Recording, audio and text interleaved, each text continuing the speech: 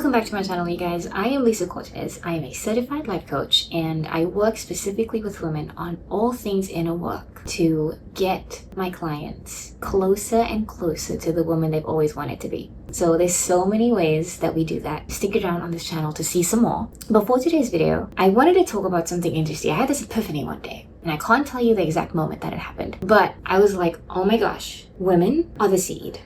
We are the seed. And I'll get into more of what I actually mean by that. But as seeds, we carry everything that we could possibly need to have strength, depth, beauty, everything, including the ability to go out and do our things and bless people and reach people and be a loving force. But our ability to do any of that is dependent on the soil and the elements around us.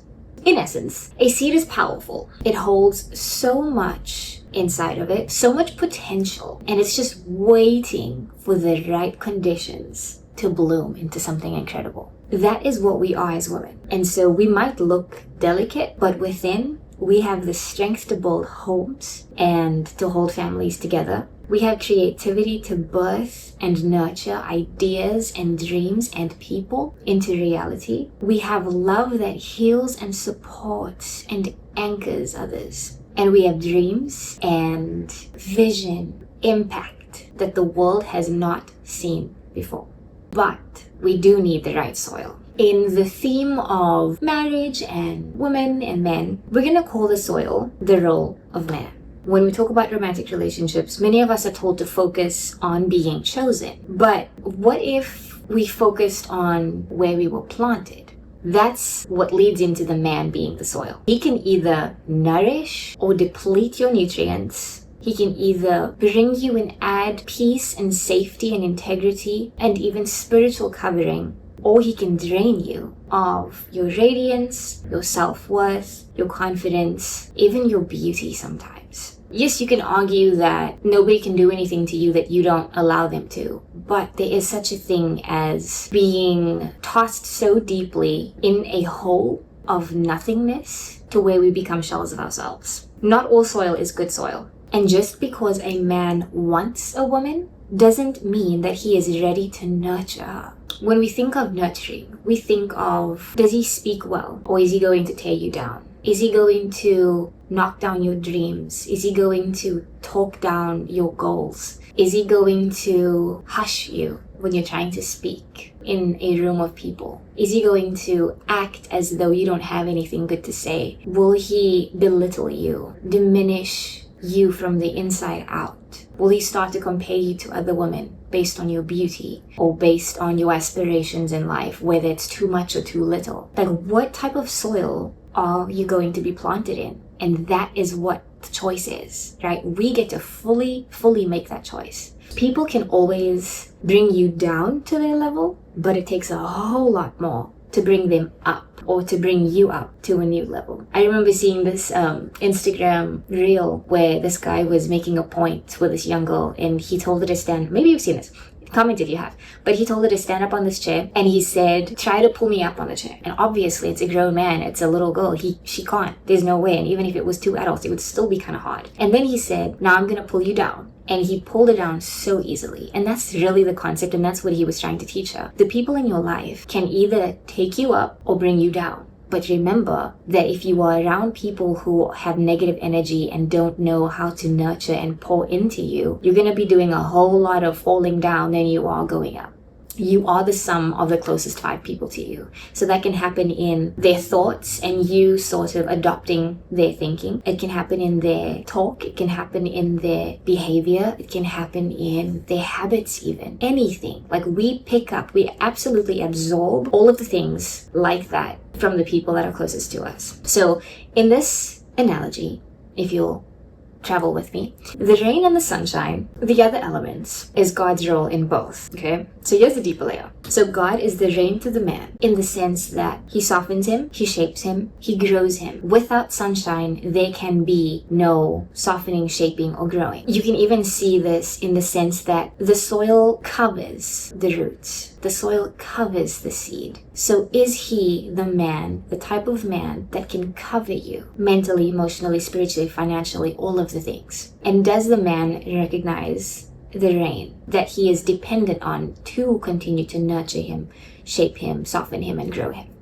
Then for the woman, God is the sunshine. God is the one that warms her, sustains her, and really draws out her full beauty. Without the sunshine, there can be no sprouting, no blooming, and certainly no big, gorgeous, stunning flower. Essentially, without God watering the soil, without God watering the man, the seed cannot take root. The seed is dependent on the soil, and it is also dependent on the sunshine and the rain. But if none of those things can penetrate the soil, how will the seed ever take root? But then also, without the sunshine of God's presence, that blooming is not going to happen. Spring is going to come and go, and there's going to be no seed that is blooming, no leaves, no flowers. So, number one, the man that we choose must first be watered by God. And that means that he is being poured into. He's being poured into by the word of God. He's being poured into by humility, purpose, and love. He has a heart after God that is learning and yearning to grow and absorb the character of Christ so that he can nurture and pour in and be the good covering,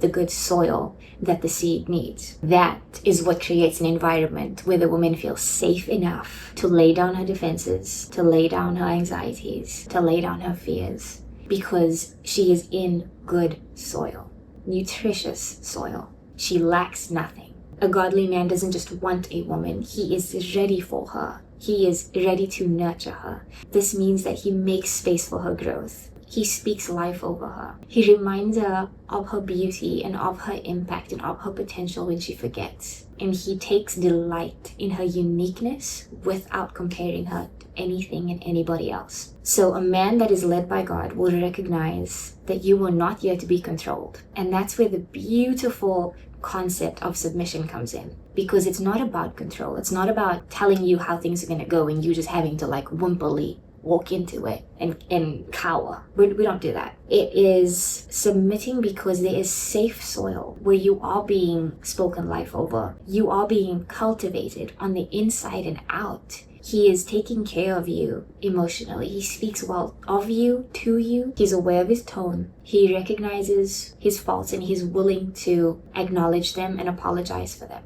He's honoring. He is faithful. He is loyal. You have nothing to fear in any of those things, right? He's a good man. He is full of nutrition because he got it straight from the provider, and he's ready to pour it out onto you, okay? And that is where the submission comes in, because all of a sudden I am so taken care of that I can honor you and respect you because I know that you are a good man, right? Like I don't have to worry or think or be in fear of my safety emotionally or spiritually or financially, anything like that. I know and I can trust that you got me. So absolutely, I will serve you 100%. My respect for you goes way up. That is where a man led by God is worthy of your submission. And we can talk about a lot of different caveats to that. You might say, yeah, well, you're always supposed to respect him. Absolutely, sure. But what we're talking about today is the fact that we get to choose our soil. So we may as well choose the best. Here's some takeaways for you. You can choose to try and bloom in toxic soil.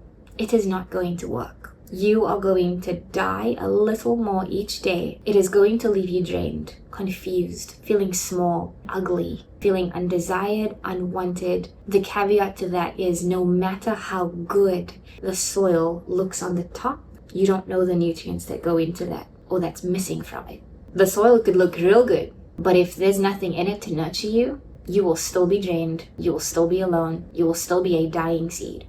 And man, for a lot of women, you will never reach your potential because you cannot. You don't have a healthy environment that's supporting it. You can go out and you can get somewhere. If you are married to somebody that is just not the best for you, my heart really breaks because I watched that happen around me when I was a child. And yes, you can still overcome things. you can still like rise up in the strength and the love of God, and you can go out, be an impactful woman, realize that your strength comes from a divine, God-given place, and your worth is as well. That's good, that's great, that's the caveat. I'm speaking to the people who can make the choice. It is not too late for you to make a good choice yet. And maybe we should do a video that is like this, but for the opposite, where the choice is made and it's not that great. And let me know if you guys would like that. But remember that you don't have to lower your standards to survive. That's takeaway number 2. You were made, designed to flourish. Anybody, as long as there is life,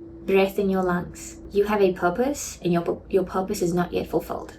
So you were made to flourish, and you can flourish. But realize that you don't have to settle for toxic environments. And if you really want to make the best impact, pick some good soil. Even if it hurts to say goodbye to the soil you are in, okay?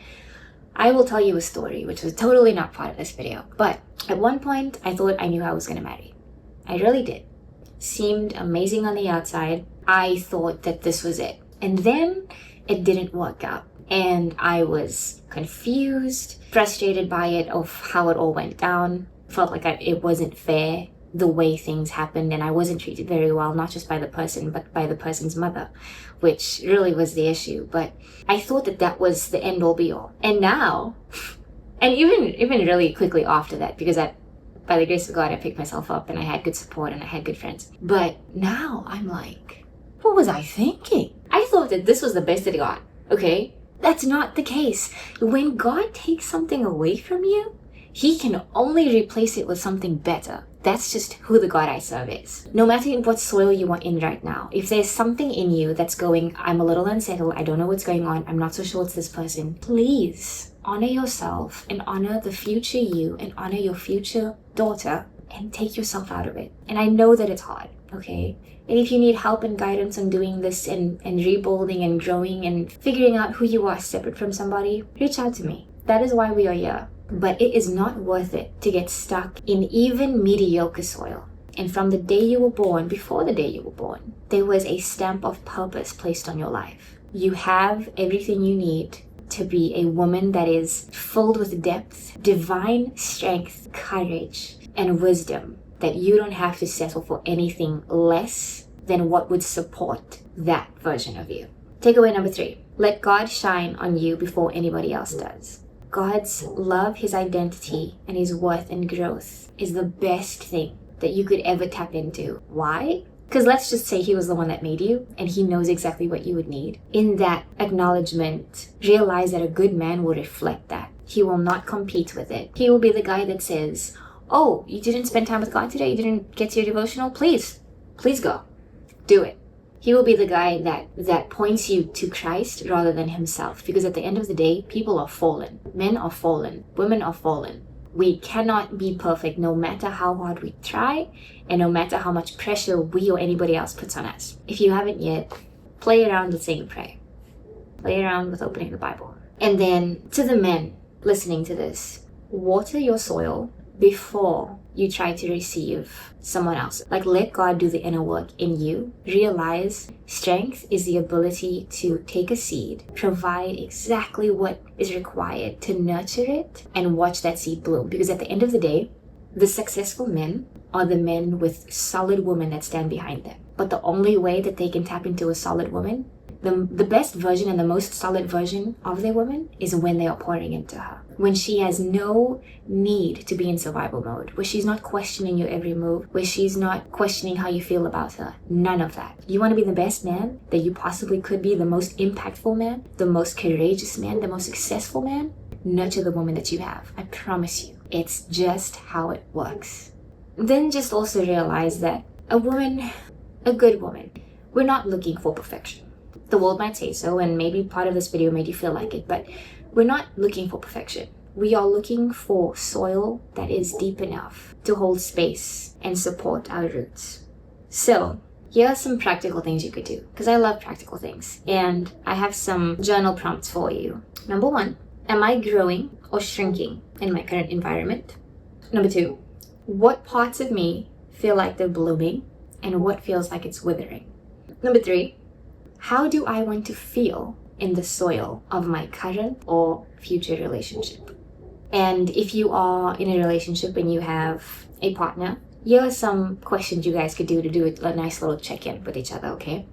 So we'll call it a gardening check-in. So, 1, how are we nourishing each other's growth? Are we helping each other stay connected to God? That's number 2. And then, are we tending to our own roots? 2. Because before we can expect anybody else to tend to us, we have to take the responsibility of tending to ourselves as well. That's our video for today. You are a seed, you are worthy of good soil, and you have the honor and the blessing together to receive good water and warm sunshine to make that entire garden bloom. And that entire garden is your relationship and your future family. When you have all of the parts and all of the points of nourishment, honestly, you do become a power couple. A power couple is not about the money. It's not about the looks. It's not about the bodies. It's not about anything. It is about who you are on the inside. Because who you think you are and what you believe about yourself and the ways that you either pour into that or don't, that is really what sets you apart. And when you are healthy, tending, what does the soil do and the flower do? Doesn't that garden look incredible when the flower is blooming and big and bright and gorgeous and just like wisping its way in the sunshine? Like, that is the full picture. It's the most gorgeous garden you ever did see.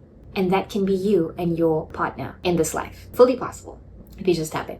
So, if you enjoyed this video, please do like and subscribe and send this to somebody. Hello, let's do that. Also, I do offer one-on-one coaching and I would be happy to serve you as well. Confidence, blooming as the seed, picking the good soil, getting closer to God, figuring out what you even believe. Any of those things that point to becoming more and more of the woman and even the man that you've always wanted to be. So, I'll see you guys next time. Have a really awesome day.